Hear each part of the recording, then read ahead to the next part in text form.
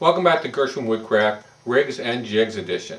And today we're going to look at a rig I made specifically for finishing pens. The technique I'm going to show you is based on the way one would finish an arrow, which is a technology that has gone full circle because the technique for finishing an arrow is based on the way number 2 pencils are finished, where the wood is dipped into a lacquer and then squeegeed through a small hole. Let's show you my rig. The product I'm using I got from PSI Industries. It's a dipping technique where they have you put your pen part on a little wire, dip it in, and let it hang.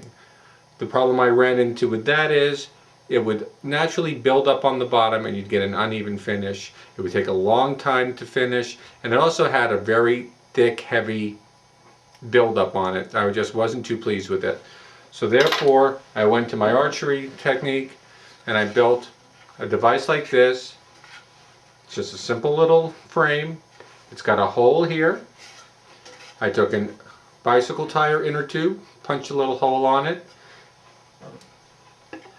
The can sits underneath, and I'm going to show you the whole technique now. So, here is the top of a Euro pen. I put it on a little dowel, put a little painter's tape on the bottom and the top just so it won't slide, and you dip it in. Even have to dip it in almost just about halfway, and then you push it through in one clean stroke. Excess drips into the can, and you now have a nice, clean, squeegeed layer. Stick it in your block to dry. Here's a cigar pen, a little fatter. Once again, you only have to dip it about halfway. Push it through, and look at that. Absolutely perfectly clean. Let's do one more. Actually, this time I'll try and do a close-up.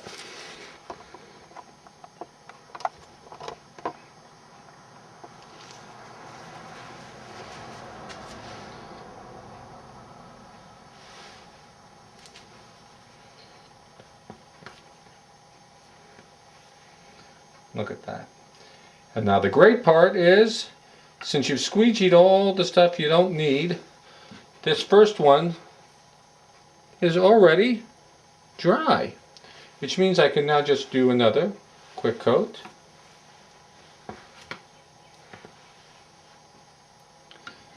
And the next one.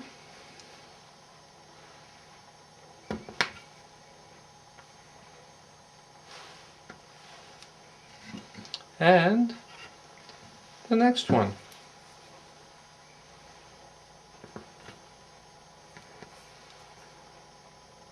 Look at that.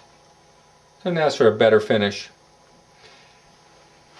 Now, even though this is dry to the touch within seconds, allowing you to do 3 or 4 coats like that, you're going to want to let it set overnight, at least 24 hours, let it get truly hardened before you do any more real work on it, which could be as little as a quick wipe down with some steel wool, or I might throw it back on the lathe and wet sand it with some micro mesh and get it to just polish like glass.